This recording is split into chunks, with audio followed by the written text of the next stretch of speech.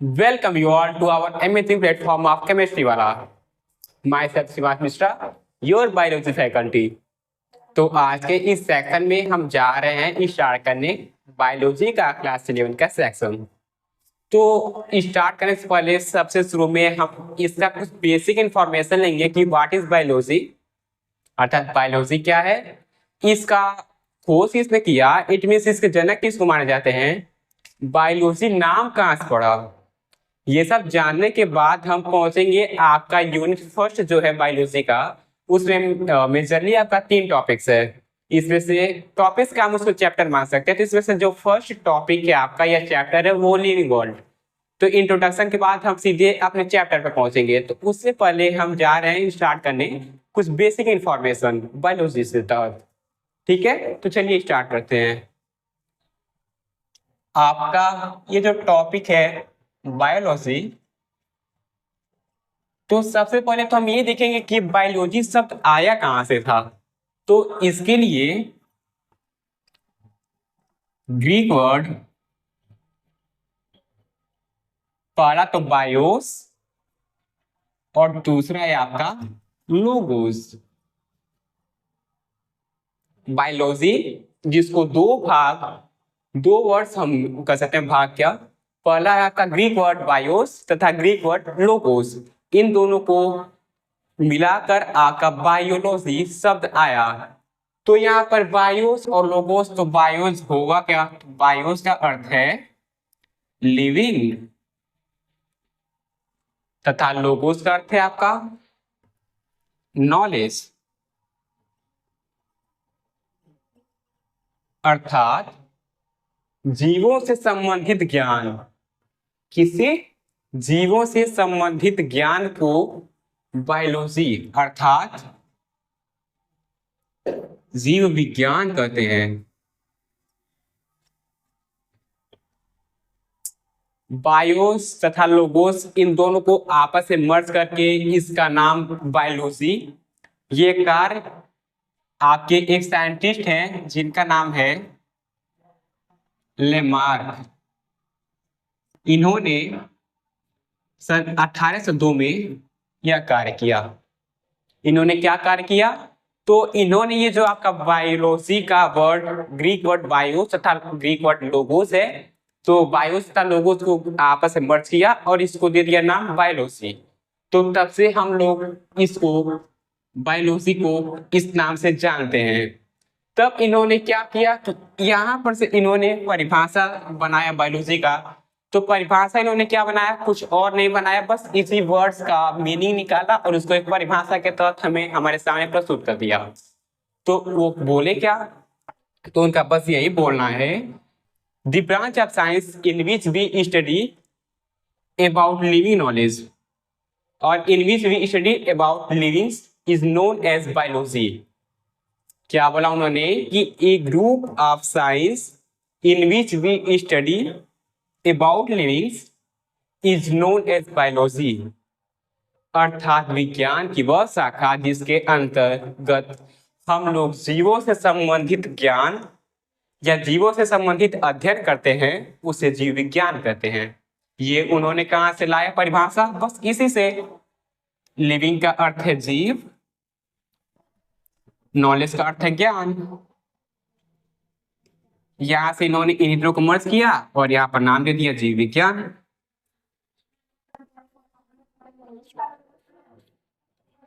आपसे भी पूछा था नॉर्मल कि क्या होता है जीव विज्ञान, इसका परिभाषा आप भी दे सकते हैं कि विज्ञान की वह शाखा जिसके अंतर्गत हम लोग जीवों का अध्ययन करते हैं, उसे जीव विज्ञान कहते हैं।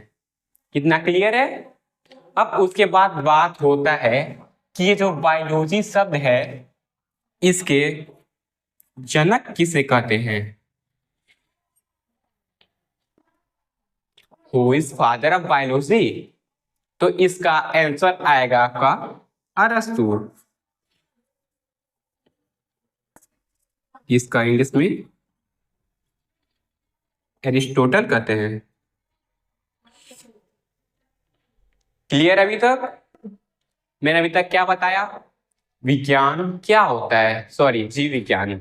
तो जीव विज्ञान दो वर्ड्स मिलकर बना हुआ है, पहला है आपका बायोस, दूसरा है लोगोस। बायोस का लोगोस को आपस में मर्ज किया लेमार्क नाम के साइंटिस्ट ने, मैंने नहीं। लेमार्क नाम के साइंटिस्ट ने 1802 में बायोस तथा लोगोस दो वर्ड्स को आपस में मर्ज किया और नाम दे दिया बायोलॉजी। और वहां से उन्होंने एक परिभाषा भी बनाया कि विज्ञान की वह शाखा जिसके अंतर्गत हम लोग जीवों से संबंधित ज्ञान पाते हैं उसे ही जीव विज्ञान कहते हैं। इतना क्लियर है ना। अब उसके बाद होता है बात ये कि जब ये हम लोग जीव विज्ञान पढ़ ही रहे हैं, इसके अंतर्गत हमें पूरा एकदम ब्रांच ही पूरा इसको पढ़ना है। तो अब ये कि इसकी खोज किसने की, तो इसका श्रेय जाता है अरस्तु को। इसलिए उनको कहा जाता है कि ये हैं आपके जीव विज्ञान के जनक। इतना ठीक हो गया। अब इसके बाद हमारे अध्ययन के लिए ये जीव विज्ञान को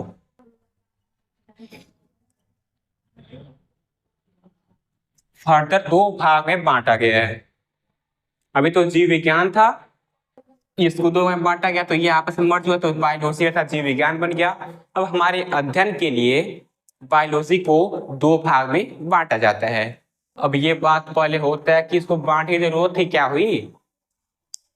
तो बेसिक बात है भाई कि आपके इस नॉर्मल लाइफ में हम लोग अनेकों प्रकार के जीव जंतु पेड़ पौधे देखते हैं। जैसे एक नॉर्मल आप कोई भी उदाहरण ले लीजिए, जैसे कोई जीव ही ले लीजिए, सॉरी जंतु ले लीजिए, जैसे कोई गाय भैंस बकरी या कोई भी, जैसे एक नॉर्मल एग्जांपल ये कुत्ता ले लीजिए, उसका आपको कम से कम प्रजातियां देखने को मिलेंगी तो अनगिनत मिलती हैं। जैसे कोई जर्मन शेफर्ड हो गया, कोई पग हो गया, कोई पिटबुल हो गया, कोई कुछ हो गया। ऐसे एक नॉर्मल एक कुत्ते पर इतना हो गया कैटेगरी। कोई पौधा है, कोई आपसे बस पूछ ले कि चलिए पौधा आप हो गया कि क्या था, आप अपने एरिया में बता देंगे क्या कि कितने प्रकार की कितनी प्रजातियां पाई जा रही हैं पौधों की पेड़ों की, नहीं बता सकते हैं। इसीलिए इन्हीं सबको अध्ययन में रखने के लिए हम लोगों ने, सॉरी हमने नहीं, हमारे अध्ययन जो हमारे पहले के हैं साइंटिस्ट लोग, उन्होंने हम लोग के अध्ययन के लिए इसको कैटेगराइज किया। तो इसको दो कैटेगरी में हम लोग आगे बांटते हैं। पहला है zoology and second one is botany. Zoology जिससे हम कहते हैं जंतु विज्ञान,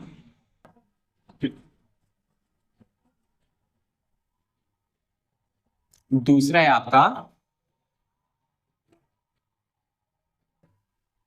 वनस्पति विज्ञान।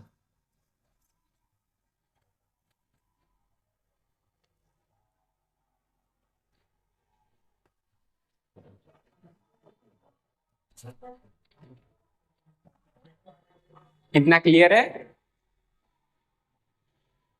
साइड का नहीं साफ दिख रहा होगा तो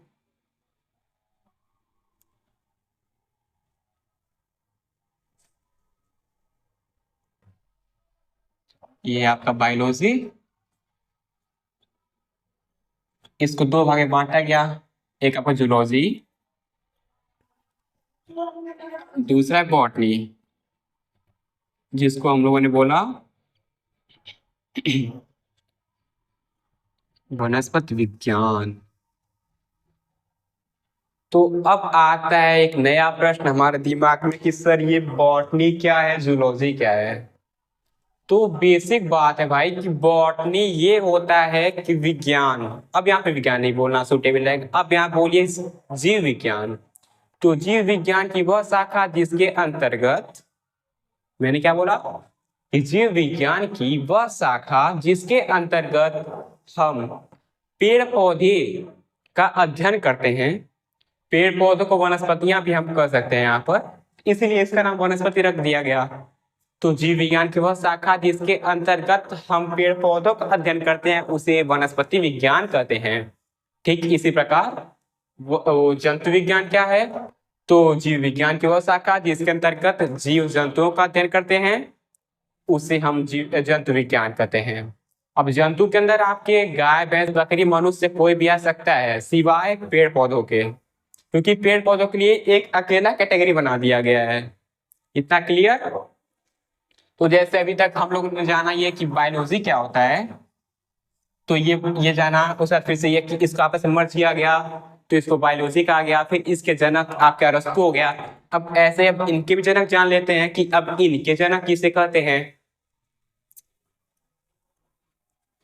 तो पहला, who is father of zoology, कोई पूछे कि जनक कौन है जंतु विज्ञान के, जंतु विज्ञान के जनक कौन है, तो इसके भी सेम वही है जो है आपके जीव विज्ञान के जनक। क्या बोला मैंने कि जो जीव विज्ञान के जनक हैं सेम वही जनक हैं आपके जंतु विज्ञान के, अर्थात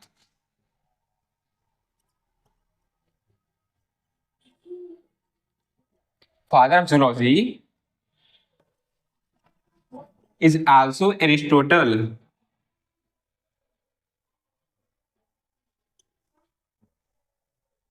जंतु विज्ञान के जनक भी अरस्तु ही हैं जो कि आपके जीव विज्ञान के जनक थे। क्लियर। अब आता है बात कि अब कौन है आपके वनस्पति विज्ञान के जनक।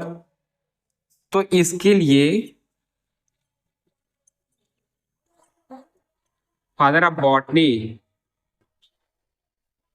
तो the father of botany is known as Theophrastus.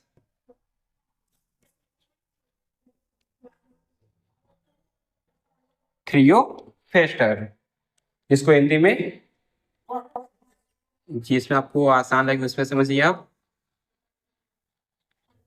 थियोफेस्टर। ठीक, मैंने क्या क्या अभी तक पढ़ा है पहले इतना बार नॉर्मल देख लीजिए। मैंने स्टार्ट किया आपके सीधे नॉर्मल बायोलॉजी से। बायोलॉजी क्या है, तो बायोलॉजी आपका दो वर्ड से मिलकर बना हुआ है, एक है आपका बायोस, दूसरा आपका लोगोस। लैमार्क नाम के साइंटिस्ट ने 1802 में बायोस तथा लोगोस को आपस में मर्ज किया, आपस में मिलाया और आपको बायोलॉजी दे दिया नाम। उसके बाद उन्होंने एक और काम किया कि इसको उन्होंने परिभाषित किया कि बायोलॉजी अर्थात जीव विज्ञान क्या है।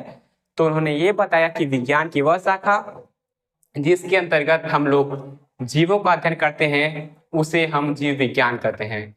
जीवों के अंदर आपका जंतु और वनस्पति दोनों आ जाएगा, इतना पॉइंट क्लियर रखिएगा कि जंतु आपका केवल ये एनिमेलिया हो जाएगा, और जब आपका आगे बात जीव का, तो जीव के अंदर आपका प्लांट एनिमेलिया मतलब पेड़ पौधे भी आ जाएंगे, वनस्पति भी आ जाएंगे इधर, और जीव जंतु भी आ जाएंगे। ठीक है, ये हो गया आपका इतना। उसके बाद हम लोगों ने क्या देखा कि अब आपको आगे पढ़ने के लिए जीव विज्ञान को दो भाग में डिवाइड किया गया। आवश्यकता तो आपको समझ में आया ना किस लिए किया गया, क्योंकि अनेकों इसकी प्रजातियां हमारे पृथ्वी में मौजूद हैं। पृथ्वी का ब्रह्मांड में जहां पर भी आप देखिए कहीं ना कहीं किसी न किसी को आपको अलग करने के लिए आपको विविधता दिखाई देती ही है, इसलिए आपको उसको कैटेगराइज वर्गीकरण किया जाता है। ठीक है, तो इसलिए यहाँ पर आपको जीव विज्ञान को दो भाग में बांटा गया। पहला है आपका जूलॉजी जिसे जंतु विज्ञान कहते हैं, दूसरा आपका बॉटनी जिसे वनस्पति विज्ञान कहते हैं। आपका जूलॉजी के वो जनक कौन है, इसके जनक आपके अरस्तु हैं, वनस्पति विज्ञान के जनक आपके थियोफेस्टर हैं। इतना क्लियर है अभी तक। तो इसके लिए इतना भी आपका बेसिक इंट्रोडक्शन था, इसको आप चाहें तो कहीं आप नोट डाउन कर सकते हैं। उसके बाद हम बढ़ते हैं आपका यूनिट फर्स्ट का जो फर्स्ट चैप्टर है आपका लिविंग वर्ल्ड उसकी तरफ। ओके, नोट करिए तब तक चाहिए तो।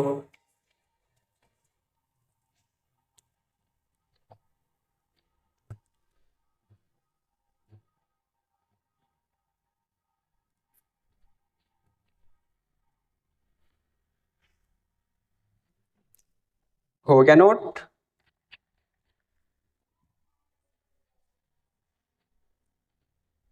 ओके, तब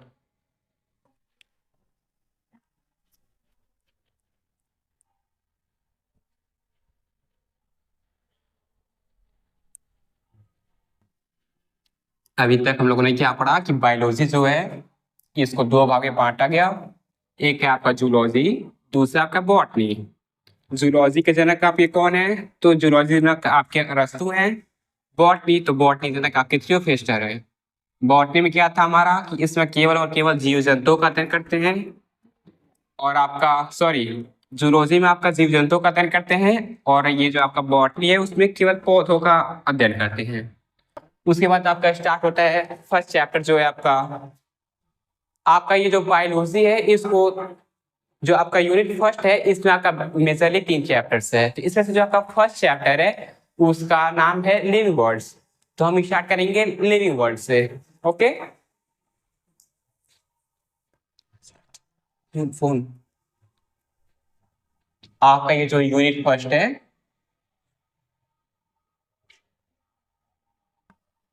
इसका चैप्टर नंबर फर्स्ट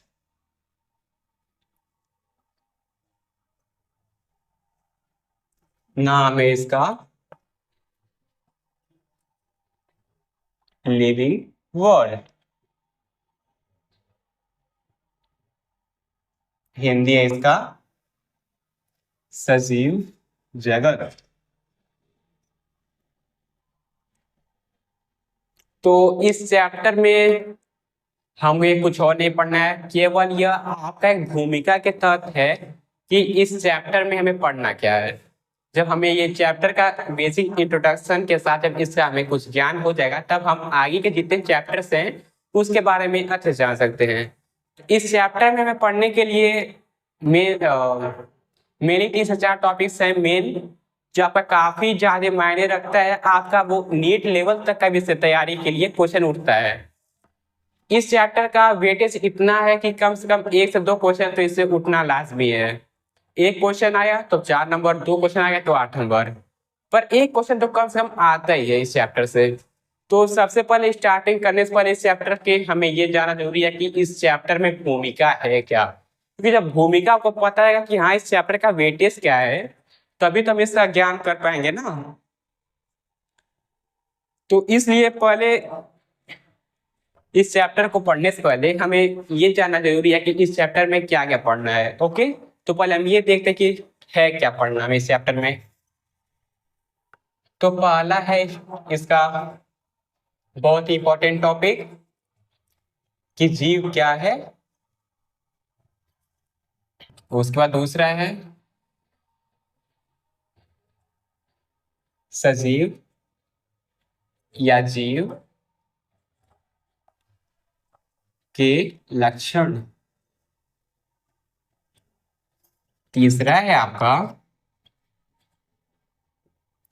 जीवों में विविधता। चौथा है आपका नामकरण। पांचवा है आपका वर्ग की सहायता साधन। ये है आपका मेन टॉपिक इस चैप्टर का। जब ये आपका 5 इस चैप्टर में रेडी हो गया तो जानिए आपका ये चैप्टर खत्म। इसको थोड़ा अच्छे से पढ़िएगा, क्योंकि जब ये आपका चैप्टर आपका अच्छे से जब आपको आ गया, अगला 2 चैप्टर आपके लिए एकदम आसान हो जाएगा। तो इसमें इस चैप्टर को स्टार्ट करते हैं। सबसे पहला ये हम लोगों ने इतना लिखा क्या है भाई, पहले इसको जानने के लिए स्टार्ट करते हैं शुरू से। पहले क्या लिख दिया हम, जीव क्या है। तो आप बताइए जीव क्या है। कोई अभी तक हम लोग नॉर्मल छोटे से पढ़ते आ रहे हैं 4 5 6 7 8 8 तक। जीव क्या है, तो सर वही कि जो गति करता है, जो खाता है पीता है वृद्धि करता है, बस वही जीव है। पैदा हुआ मर गया खत्म, वही जीव है। और क्या पढ़ना उसमें, पर ऐसा नहीं है। अभी तक हम लोगों ने यही पढ़ा था। अभी तो उतना ठीक था, उस लेवल पर हम लोग थे तो आप उतना ठीक था। पर अब जब हम लोग थोड़ा लेवल लोग का अप हुआ है, अब हम लोग का नॉलेज भी बढ़ाना ही पड़ेगा इस चैप्टर से रिलेटेड। तो अब हमें ये जानना है कि जीव है क्या। तो हमारे अध्ययन के लिए जीवों को भी 2 कैटेगरी में कैटेगराइज किया गया। पहला है आपका सजीव, दूसरा है निर्जीव। पूरे चैप्टर में इस आपको पढ़ना है केवल और केवल सजीवों के बारे में। और जब आपसे कोई पूछ लिया कि सर ये तो आप सजीव का बता दिए, अब निर्जीव का क्या होगा, पूछने का बस जस्ट इसका अपोजिट कर दीजिएगा कि जो सजीव में होगा वही निर्जीव में, कि ये नहीं होता उसमें। आगे आएगा तो आगे बताते जाएंगे। पहला है हुआ ये कि जीव क्या है, इसका ये था। अब उसके बाद क्या हुआ कि इसके लक्षण क्या है, कि हम कैसे पता करेंगे कि हाँ ये जीव है तो इसमें क्या लक्षण है। इसके लिए भी हमें आगे कुछ पढ़ना है, अभी आगे अभी नहीं बताएंगे, अभी तो बस इतना समझे कि ये इतना लिखे हेडिंग इसमें है क्या। उसके बाद आगे की विविधता। विविधता भी को हम आपको जस्ट बताए ही कि अभी आप आते एग्जाम्पल दिए हम कि जैसे कोई पूछता है तो इसमें है ही ना किसका 3 4 से क्या बहुत ज्यादा इसकी कैटेगरी है, जैसे German shepherd, pitbull, pugs etcetera, ऐसे कुछ नाम बोले हम। ऐसे ही कोई पौधा है तो पौधा है तो उसमें बहुत सारे उसके भी आपके शाखा है, उसके बहुत सारे प्रजातियां हैं। उन सब का अध्ययन करने के लिए इसमें विविधता पाई जा रही है। विविधता का अर्थ ही हो गया कि अंतर, एक जीव से दूसरे जीव में पाए जाने वाला अंतर ही विविधता कराता है, बायोलॉजी के सेंस में हम कहें तो। ओके, तो यहाँ पर तीसरा पॉइंट ये था। अब उसके बाद आया आपका नाम की अगला कि नामकरण क्या होता है। तो नामकरण करेंगे, हाँ कि नाम दे दिया वही नामकरण कहलाता है। हाँ बात सही है। जैसे आप लोग ये केमिस्ट्री पढ़े तो केमिस्ट्री के लैंग्वेज में कुछ और नामकरण था, वैसे सेम बायोलॉजी में कुछ और नामकरण है। जैसे हमारे डेली लाइफ में हम लोग देखते हैं, जैसे कि छोटे से हम लोग पढ़े हैं कि मनुष्य का कोई पूछ लिया वैज्ञानिक नाम, तो जैसे उसमें होता है इंग्लिश में सॉरी केमिस्ट्री में आपका आईपीएससी ने, ठीक उसी प्रकार बायोलॉजी में भी होता है आपका ये क्या नाम है वैज्ञानिक नाम उससे बोलते हैं, नामकरण जो है उसको वैज्ञानिक नाम बोलते हैं मेनली। तो ऐसे कोई पूछ लिया कि सर मनुष्य का वैज्ञानिक नाम ऐसे बता दीजिए आप, तो हमें ये पता है कि इसे बोलते हैं होमोसेपियंस। ऐसे कोई पूछ लिया आपसे कि सर आम का बता दीजिए, बोल देंगे हम मैंजीफेरा इंडिका, मैंजीफेरा इंडिका। ऐसे ही है भाई, इसे ही बोलते हैं नामकरण। जैसे आपका भी कुछ नाम होगा ना कि हाँ फलाना फलाना, अर्थात कोई नाम होगा तो कुछ कास्ट होगा ना, सेम वैसे इसमें भी है कि कोई वंश है तो कोई जात है इसमें। सेम वैसे ही आपका आगे आते जाएगा, इसे भी नामकरण में भी कुछ नाम होंगे जिनका आपको वैज्ञानिक नाम जानना होगा, वो सब आगे आएगा, वो सब आगे की बात है। उसके बाद आगे आपका वर्गीकृत सहायक साधन, अर्थात वर्गीकरण के लिए हमें जो भी आवश्यकता पड़ता है साधनों का कि हम उसको कैटेगराइज करें अर्थात तो उसको अलग करें, वही इसका साधन हो गया। वर्गीकरण सहायक साधन मतलब क्या हुआ, विविधता हुआ ना कि हाँ मतलब ये सजीव है तो इसमें कुछ ना कुछ होगा कि हाँ कि किस लक्षण के कारण हम इसको अलग कर रहे हैं निर्जीवों से। तो इसके लिए ये जो लक्षण है या कुछ और भी इसके लिए सहायता करने वाले जो साधन हो रहे हैं उनके बारे में हम अध्ययन करेंगे इस टॉपिक में। इतना क्लियर है ना भूमिका क्या हुआ इस चैप्टर में। अब तो कुछ दिमाग में बैठ रहा होगा ना कि हाँ इस चैप्टर में हमें क्या पढ़ना है। मेनली पूरा इस चैप्टर में हमें यही पढ़ना है कि जीव क्या है निर्जीव में क्या है, दोनों में अंतर पहले पहले बात जान जाइए। जब अंतर आपको पता चल गया कि हाँ निर्जीव में ये नहीं होगा तो सजीव में ये होगा। क्लियर। अब आते हैं आपका टॉपिक फर्स्ट जो है आपका कि जीव क्या है।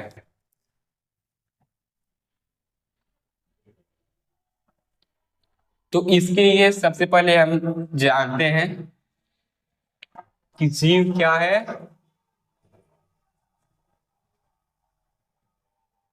तो हम किसे जीव कहेंगे, जब हमें ये किसी को बताना रहे कि हम जीव किसे कहेंगे, तो इसके लिए हमारे लिए 3 से 4 मेनली कंडीशन इस बुक में। एक बात और, हम जो भी पढ़ाएंगे कंप्लीटली हमारा एनसीईआरटी के तहत रहेगा। तो ये हमारे एनसीईआरटी में बाईलाइन दिया हुआ है कि जो एनसीईआरटी के हिसाब से जीव उन्हें कहेंगे, इसके लिए हमें कम से कम 3 से 4 कंडीशन होने चाहिए। पहला तो ये कंडीशन होगा आपका, देखिए आगे, कि उसके अंतर्गत कोशा रहे। कोशा इसे हम कोशिका भी कहते हैं। जीव रहेगा उसमें कोशिका होनी चाहिए, पहला शर्त, कि जिसके अंदर कोशिका होगा उसे जीव कहेंगे। अभी आगे बताएंगे, अभी थोड़ा डीप में चलेंगे, पर अभी नॉर्मल बस देख लीजिए कि इसके लिए शर्तें क्या है कि ये मनुष्य सॉरी कि यह जीव है, इसके लिए आपके ये शर्त क्या है। पहला शर्त कोशिका होना चाहिए। दूसरा शर्त उसके अंदर जीव द्रव्य होना चाहिए। तीसरा जैव रासायनिक क्रियाएं होनी चाहिए।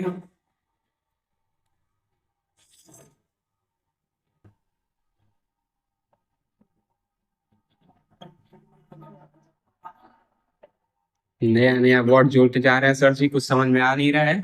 रुकिए रुकिए, भी आएगा आगे। 3 टॉपिक पहले समझिए।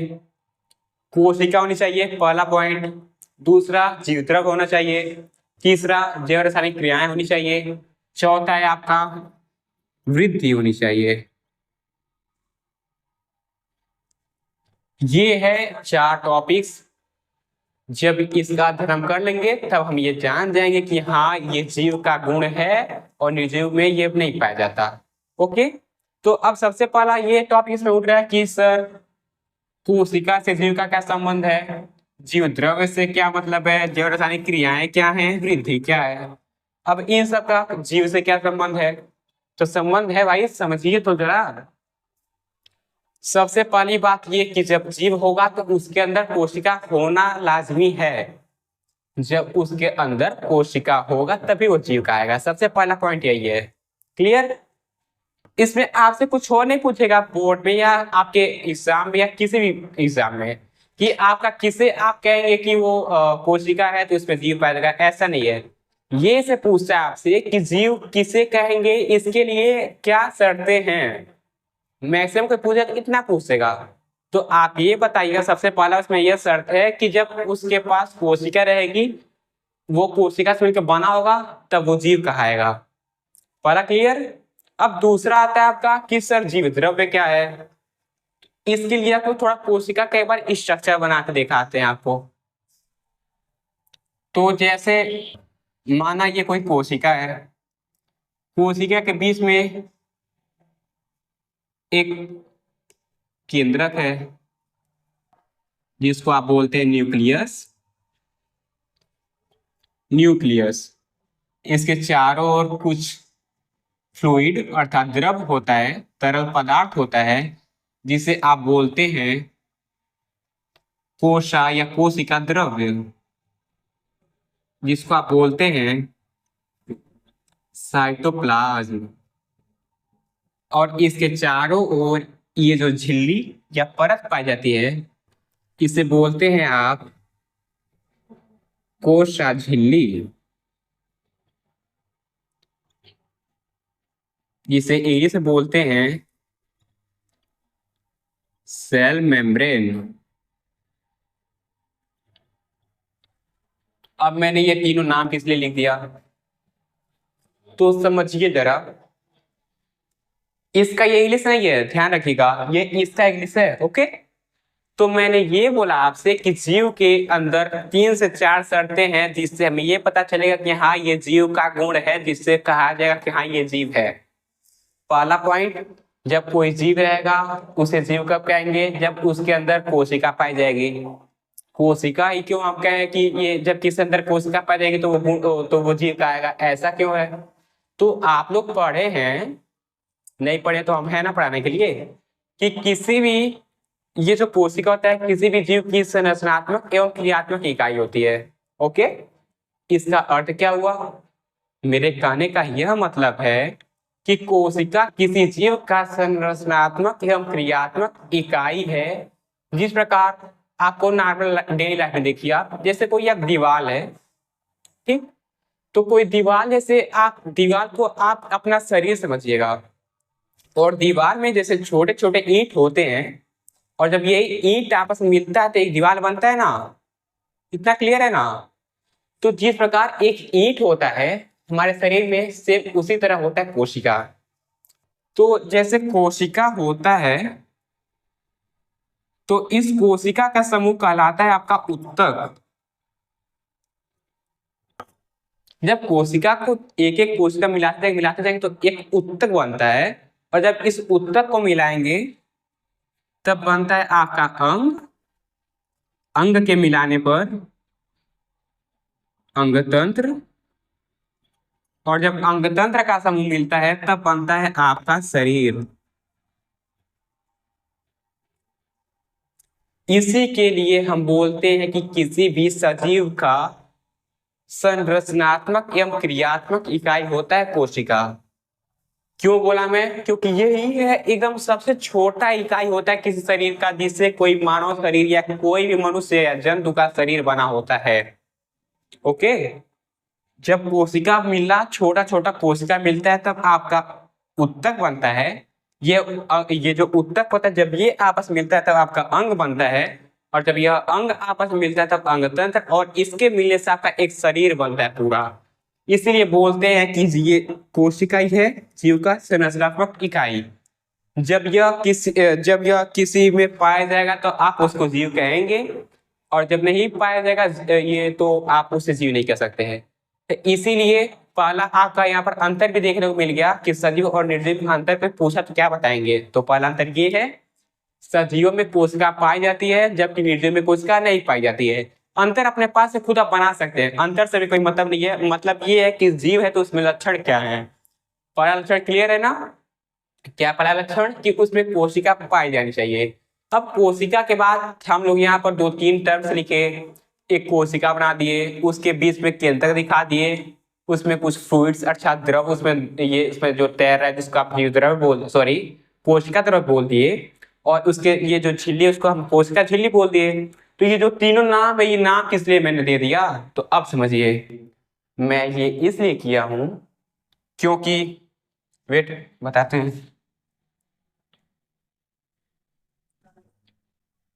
मैंने ऐसा इसलिए किया क्योंकि अभी तो हमारा पहला टॉपिक क्लियर हुआ कि जिसके अंदर कोशिका पाई जाती है उसे जीव कहते हैं। अब दूसरा टॉपिक था आपका कि जीव द्रव्य किसे कहते हैं। तो ये जीव द्रव्य किसे कहते हैं, तो ये जो आपका जीव द्रव्य है यह आपका तीन पदार्थों से मिलकर बना होता है, और यही तीन पदार्थ कोशिका झिल्ली, कोशिका द्रव और केंद्रक है। समझ में आया किस लिए वो लिखा हूं? यही है कि आपका जीव द्रव्य क्या है, तो जीव द्रव्य आपका कोशिका झिल्ली, केंद्रक तथा कोशिका द्रव्य से मिलकर बना होता है। इसलिए इसे हम कहते हैं जीव द्रव्य। जीव द्रव्य एक और पॉइंट, बहुत ही इंपॉर्टेंट पॉइंट है ये। जब आपका इसका नाम का जब आप अर्थ समझ लिए तब आपका तीसरा पॉइंट क्लियर हो जाएगा। पहली बात तो ये समझिए कि कोशिका, जब किसी जीव में कोशिका पाई जाएगी तो आप उसे जीव कहेंगे, जब कोशिका नहीं पाई जाएगी तो आप उसको जीव नहीं कहेंगे, ठीक। और जब कोशिका है तो कोशिका को जब आप जूम किए तो आपको उसमें केंद्रक दिखाई दिया, कोशिका द्रव्य दिखाई दिया, तीसरा कोशिका झिल्ली दिखाई दिया। और जब केंद्रक, कोशिका झिल्ली और कोशिका द्रव्य जब तीनों दिखाई दिया तो इन्हीं तीनों को मिलाकर आपका जीव द्रव्य बनता है, ठीक है। जब ये तीनों आपस में मिलते हैं तब आपका जीव द्रव्य बनाते हैं। इसीलिए जब जिसमें कोशिका नहीं पाई जाएगी उसमें जीव द्रव्य पाया नहीं जाएगा।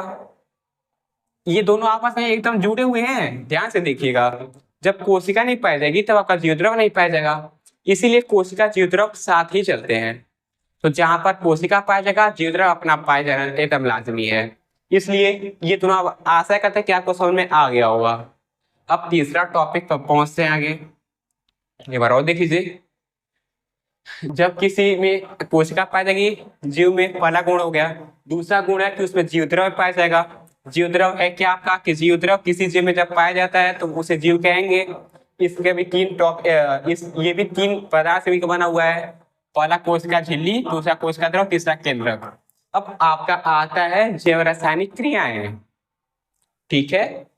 ये मत कहिएगा कि इतना जल्दी जल्दी खत्म कर दिया जा रहा है, इसमें कुछ और नहीं है। बस आपका पेपर में जब या कहीं पूछा तो यही पूछा जाता है कि जीव है तो जीव को आप कैसे कहेंगे, कि जीव आप किसे कहेंगे। इसके लिए कुछ शर्तें बताइए।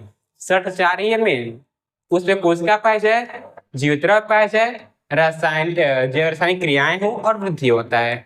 यही चारों मेन गुण होता है जैवों का, जीवों का। पहला गुण क्लियर, कोशिका, दूसरा जीव द्रव्य, तीसरा आपका जैव रासायनिक क्रिया। अब तीसरे पहुंचते हैं।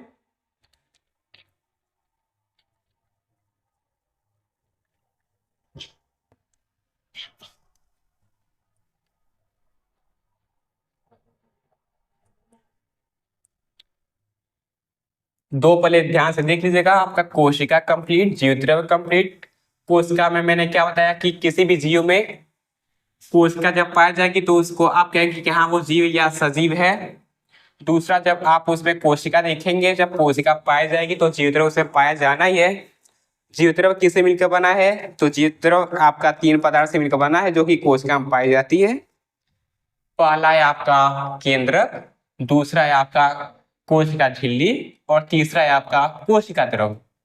उसके बाद बात होता है आपका कि जैव रासायनिक क्रियाएं क्या होती हैं। तो जैव रासायनिक क्रियाओं पर आगे बढ़ते हैं।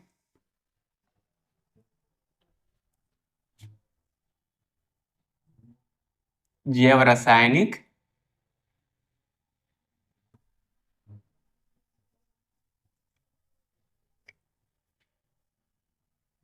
अभिक्रियाएं, या इसे आप जैव रासायनिक अभिक्रिया को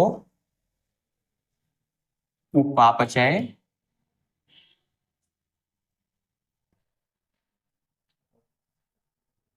अभिक्रियाएं भी कहते हैं।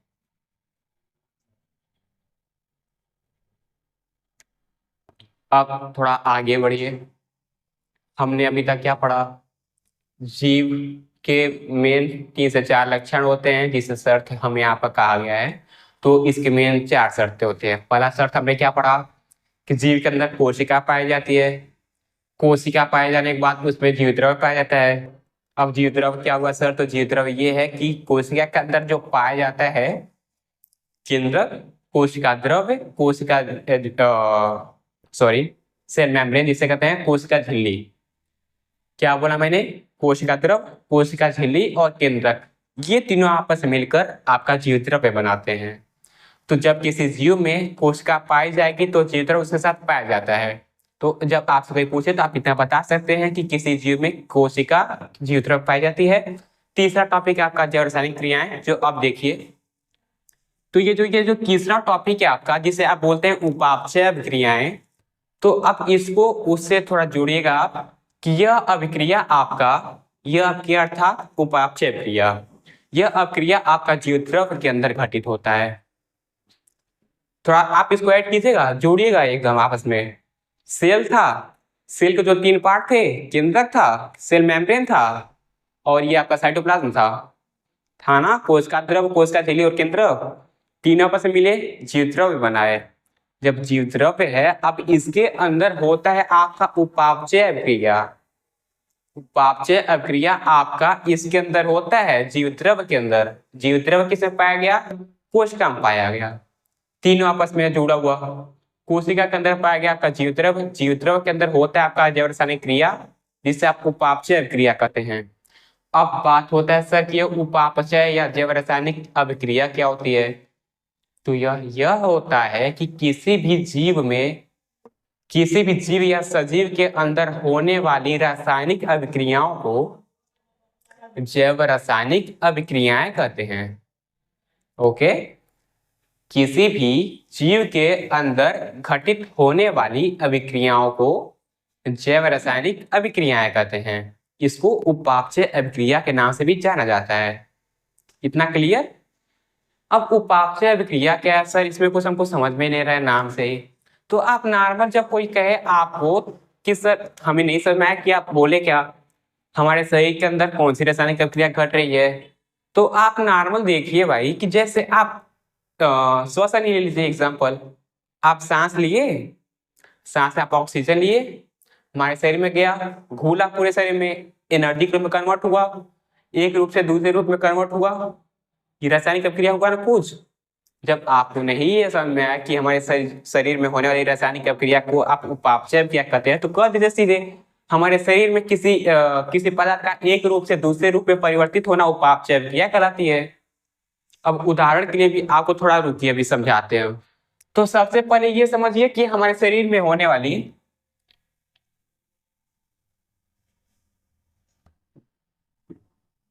हमारे शरीर में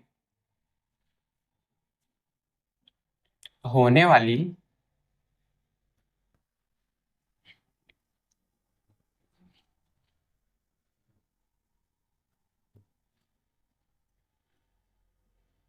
रासायनिक अभिक्रियाएं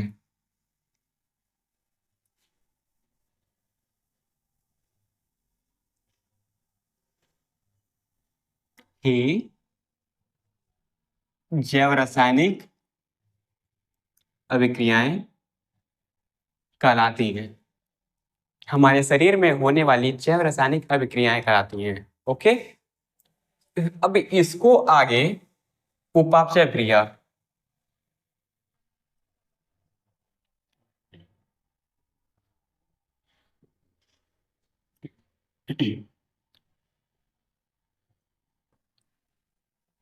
इसको क्लियर रखिएगा अपने दिमाग में कि ये उपापचय अभिक्रिया और जैव रासायनिक अभिक्रिया सेम एक ही है। ओके, तो हम लोग अब यही उपापचय अभिक्रिया या जैव रासायनिक अभिक्रिया को नीचे लाए।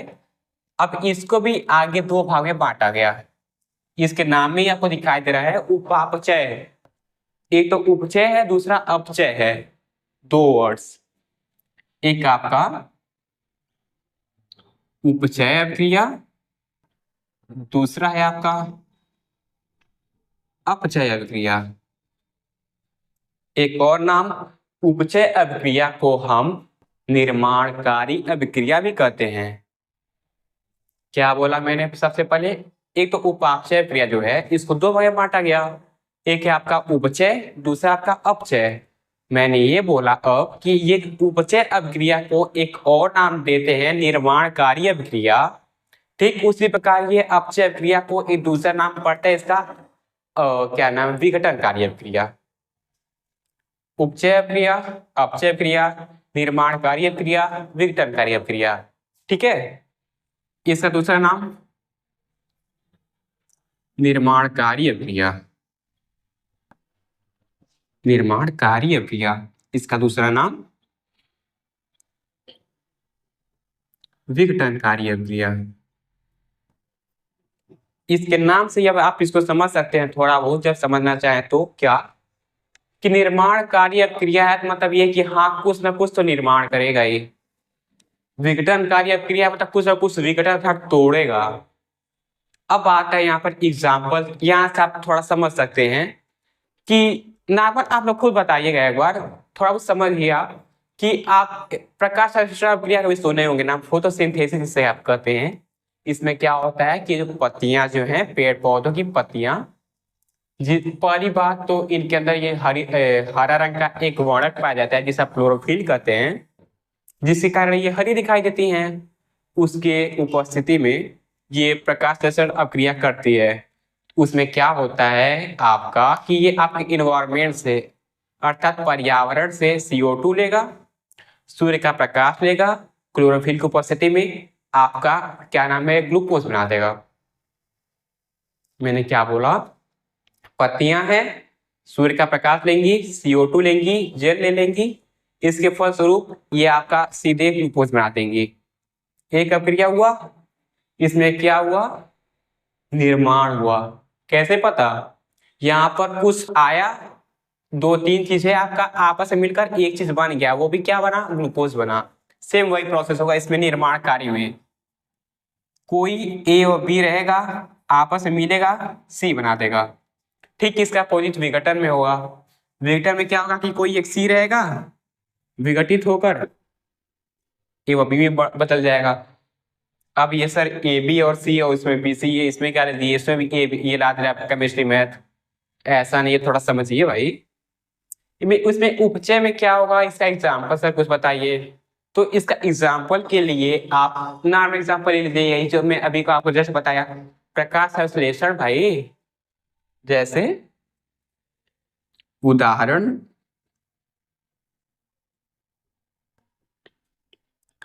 प्रकाश संश्लेषण।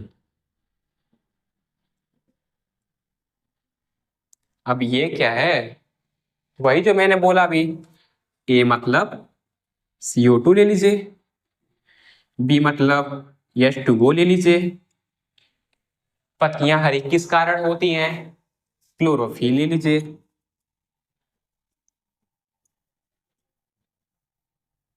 ये सब अब क्रिया किसके स्वरूप है, किसके समकक्ष में हो रही है? तो है आपका सूर्य का प्रकाश,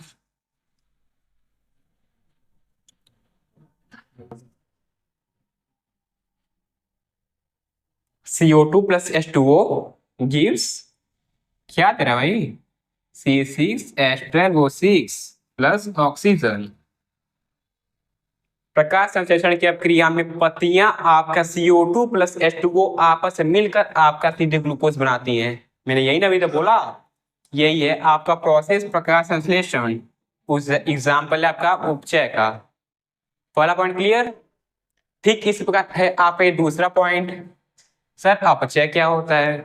अपचय को हम बोले विघटनकारी अभिक्रिया। तो विघटनकारी अभिक्रिया क्या होती है? तो ऐसी रासायनिक अभिक्रिया जिसमें कोई एक पदार्थ किसी दूसरे पदार्थ में विघटित हो जाता है। ओके,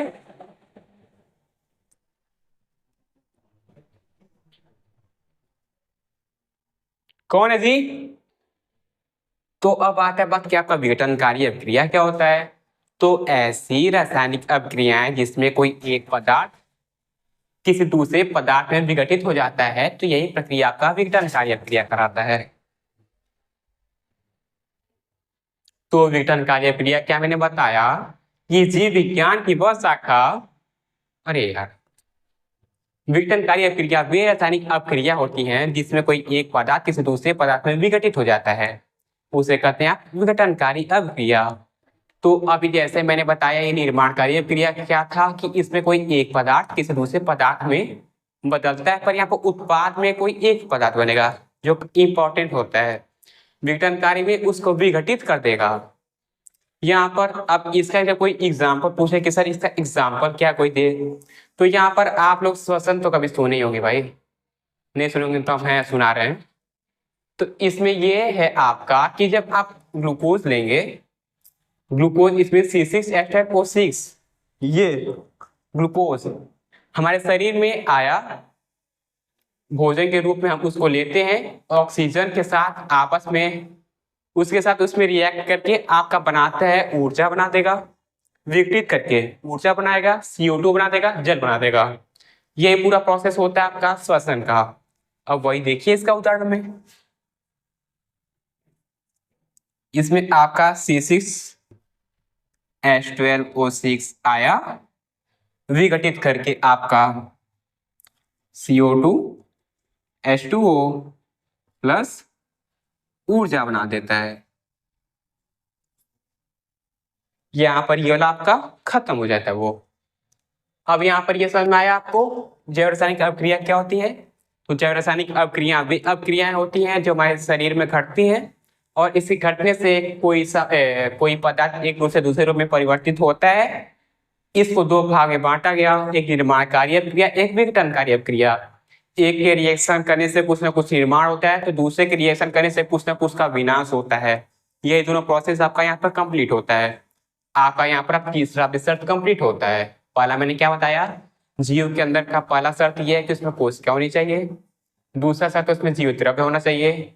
जीव द्रव्य किससे मिलकर बना? तो जीव द्रव्य आपका 3 टर्म से मिलकर बना। पहला आपका केंद्र, दूसरा कोशिका झिल्ली, तीसरा कोशिका द्रव्य। ठीक है, तीनों आपस में मिले आपका जीव द्रव्य बन गया। जीव द्रव्य जीवन का सबसे भौतिक आधार होता है।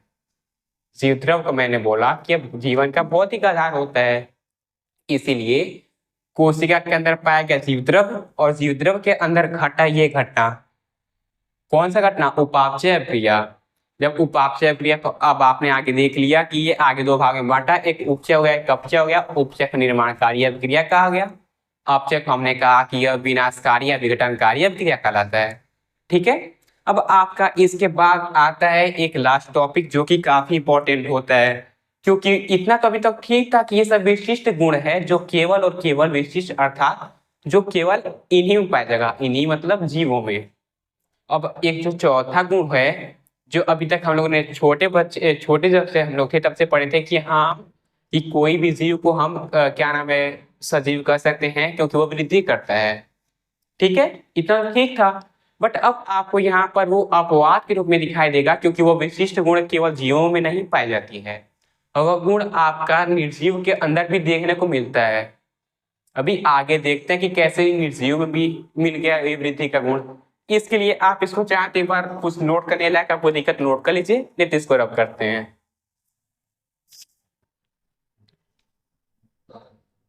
हो गया, ओके, तब करते हैं इसको रब।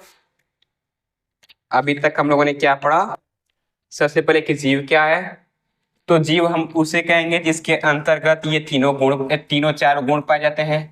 जिसमें से पहला गुण हम लोगों ने देखा कि कोशिका उसमें पाई जाए। दूसरा गुण था कि उसमें जीव द्रव्य पाया जाता है।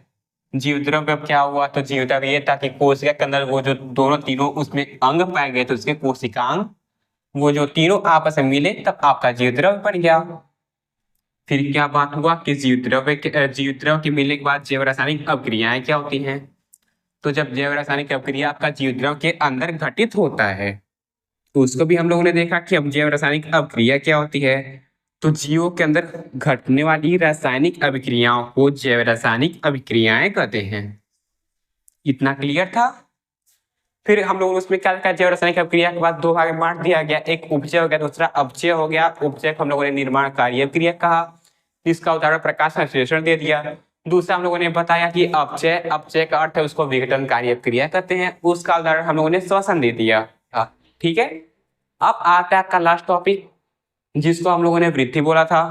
अभी तक जो हम लोगों ने 3 टॉपिक पढ़ा था इसको हम लोगों ने विशिष्ट गुण बोला था, क्योंकि ये तीनों जो गुण हम लोगों ने पीछे पढ़ा वो केवल जीवों में पाया गया।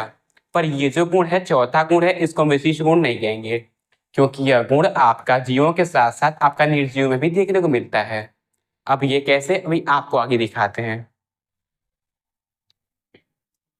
तो ये जो आपका टॉपिक है वृद्धि, ये आपका सजीव के साथ निर्जीव में देखने को मिलता है। तो पहले आप सजीव में देखिए। तो वृद्धि सजीव में 2 प्रकार से होती है, एक तो भार में वृद्धि, दूसरा आपका कोशिका वृद्धि।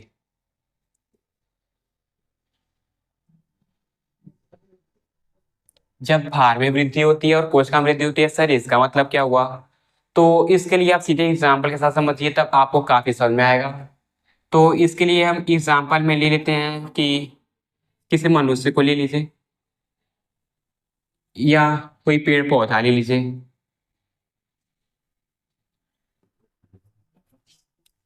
तो जैसे पेड़ पौधे में हम लोग क्या देखते हैं कि इसमें वृद्धि होती है तो 2 प्रकार से, जैसे मनुष्य में होगा ठीक उसी प्रकार पौधों में भी होगा। पौधे और ये मनुष्य इन सबको जीवों में ले सकते हैं हम। तो इसमें वृद्धि 2 प्रकार से, एक तो भार में वृद्धि, दूसरा कोशिका वृद्धि। कैसे, क्या मतलब है इसका कि भार में वृद्धि कोशिका वृद्धि, समझिए देखिए। जैसे कोई एक छोटा पौधा ले लीजिए,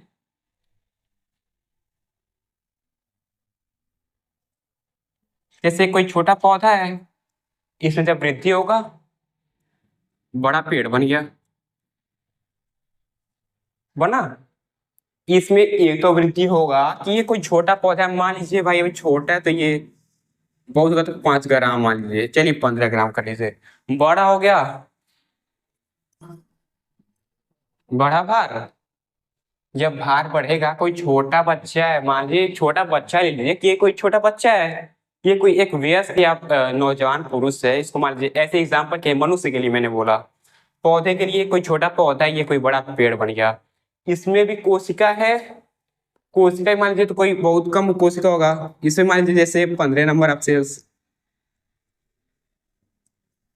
ऐसे इसमें 1000 से ऊपर हो जाएंगे।